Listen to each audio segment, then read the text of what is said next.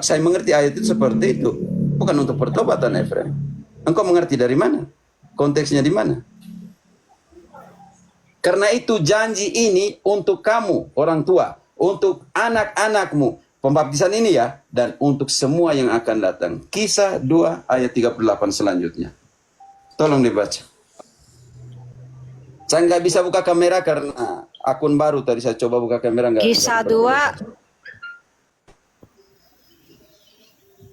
Oh ya, kalau Kisah akun 2. baru nggak boleh buka kamera ya. Ya, Alang ya nggak boleh ya.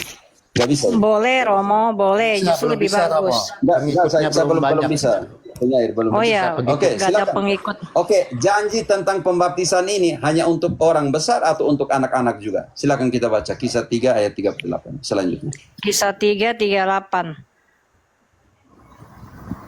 Kisah 3, 38 nggak ada Romo.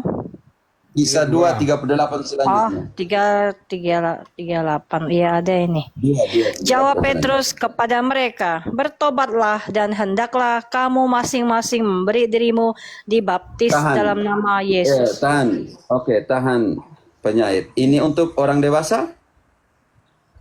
Iya, ini untuk orang dewasa. Karena apa? Karena bertobat. Efraim, benar sekali. Engkau punya konsep benar, tapi belum selesai ya. Lanjut. Maka kamu akan menerima karunia Roh Kudus. Oke, untuk orang besar? Oke, silakan. Lanjut.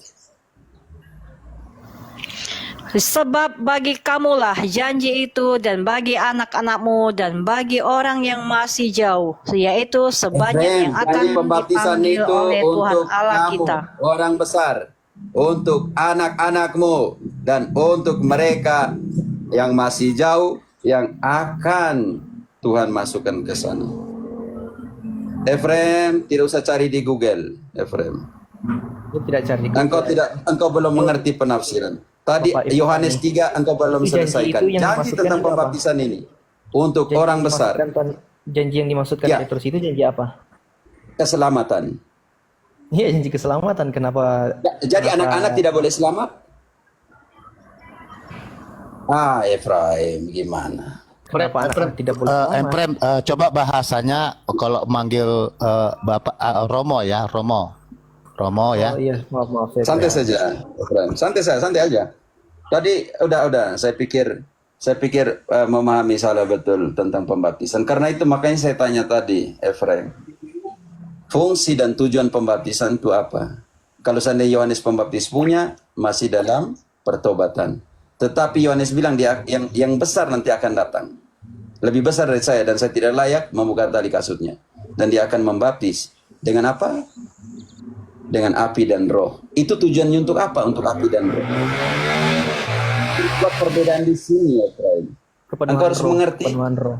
Roh Oh, Kudus. tujuannya untuk apa pembaptisan dalam api dan roh? Yesus punya tujuan untuk apa? Oke, tujuan pembaptis dalam pengertian ini supaya kalian menjadi anak-anak Allah. Ketika Yesus dibaptis, Roh Kudus turun ke atasnya dan terdengar suara Allah. Langit terbuka dan kedengaran suara Allah. Ini adalah anakku terkasih. Pada saat Efraim dibaptis, langit terbuka dan pada saat itu Efraim jadi anak Allah. Efraim, apakah anak-anak kecil ini tidak jadi anak-anak Allah? Apakah mereka tidak boleh menjadi anak-anak Allah? Apakah anak-anak kecil ini langit tidak boleh terbuka untuk mereka, surga tidak boleh terbuka untuk mereka?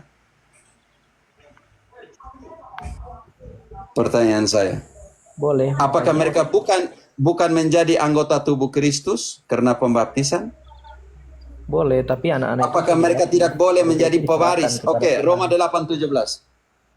Tanya ya, bantu dulu.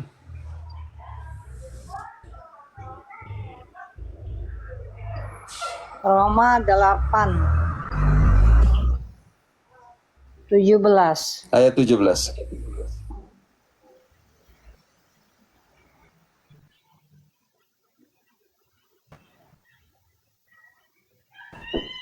Dan jika kita adalah anak, maka kita juga adalah ahli waris.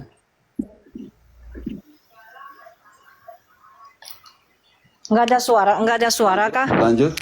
Ada, Oke, ada. ulangi ya. Ada, sis. Ada. Dan Ada. jika kita adalah anak, maka kita juga adalah ahli waris. Maksudnya orang-orang yang berhak menerima janji-janji Allah, yang akan menerimanya bersama-sama dengan Kristus, yaitu jika kita menderita bersama-sama dengan Dia, supaya kita juga dipermuliakan bersama-sama dengan Dia. Yang Kolose tadi 2 ayat 11-12, elang menderitanya seperti apa? Ketika dibaptis, kita menderita bersama, ditenggelamkan dalam penderitaan Yesus supaya dibangkitkan bersama dengan Dia. Di dalam pembaptisan seperti ini, kita masuk menjadi anak-anak Allah dan menjadi ahli waris. Sejak kapan kita menjadi anak-anak Allah? Sejak kita dibaptis. Dan dalam pembaptisan itu engkau menerima sebagai ahli waris kerajaan Allah. Karena itu ini adalah janji. Janji yang kita terima dari mana? Tadi Petrus sudah bilang di dalam Kisah 2 ayat 39 tadi. Janji ini sebagai anak Allah dan ahli waris ini untuk kamu yang sudah besar, untuk anak-anakmu dan untuk mereka yang akan datang, sebanyak yang Tuhan kirim. Kamu gak mau jadi anak Allah sejak masih kecil? Kamu gak mau jadi ahli waris kerajaan Allah? Baca kembali ayat 8-17 itu penting sekali. Dan Petrus sudah menjelaskan, pembaptisan ini adalah janji ini tentang pembaptisan itu, kalau kita menganalisa ayat itu, adalah untuk kamu yang sudah dewasa, untuk anak-anakmu, dan untuk mereka yang akan datang sebanyak Tuhan yang akan mengirimkannya. Oke, baca kembali Roma 8:17. Lalu pertanyaan, janji itu di mana? Oh, Petrus sudah mendahulukannya di dalam Kisah 2 tadi, ayat 38 selanjutnya. Oke, bisa dibaca kembali. Roma 8:17. Roma 8:17. Yang tadi, penyair jangan dulu tutup. Dan jika kita adalah anak, iya yang tadi, dan jika kita adalah anak, maka Oke, kita tahan dulu. juga adalah Tahan ahli dulu. waris. Tahan dulu penyair. Dan jika kita adalah anak Allah ya. Efraim, sejak kapan kamu menjadi anak Allah? Gimana? Efraim, sejak kapan? Oh, kamu nggak beri perhatian ya? Nggak usah cari di Google atau apa, santai aja kali dengan saya. Ada. Oke, sejak kapan kamu menjadi anak Allah? Sejak kapan? Ya. Sejak dalam kandungan, karena orang tua saya orang percaya. Oh ya, iya, saya mengerti. Sejak kapan kamu menjadi anak Allah? Tunjukkan ayat di mana bahwa kamu menjadi anak Allah dalam pengertian ini. Dalam kandungan katanya Romo. Dalam kandungan, Korintus, kitab Korintus. Oke. Tunggu. Tapi ada hubungan dengan pembaptisan, saudaraku? Jangan lari tema dong. Lari. Sejak kapan kamu menjadi anak Allah secara ofisial ya? Dalam pengertian ini. Jadi pembaptisan tidak membuat kamu menjadi anak Allah? Pembaptisan kan, Ayo, kalau Efraim. kita menggunakan pembaptisan Yohanes yang artinya baptisan, pertobatan. Ketika kita yang Oh, baptisan berarti Tuhan susah lah, Tuhan nggak usah lah. Kalau Kudus, itu pertama si Yohanes punya pembaptisan, bukan Yesus punya lah, mau benar gimana? Berarti di sini susah lah. Ini kan kita masih dengan pembaptisan Yohanes, belum pembaptisan Yesus. Ya makanya konsentrasi, saudaraku. Kamu ditanya Romo, kamu sejak kapan kamu menjadi anak Allah? Itu fokusnya dulu. Sejak kapan kamu dalam menjadi pengertian anak iman, Allah? iman Kristenmu, iman Pentekostes, karismatikmu. Ya, anak Allah dalam pengertian karismatik Pentekostes. Sejak kapan? Iya. Ketika saya dibaptis tadi. Ya, karena kita ini orang Kristen. Petrus. Iya. Sorry. Tidak nanggap tadi.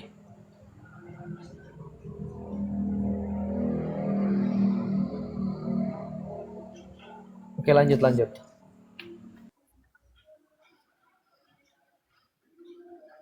Oke, baik.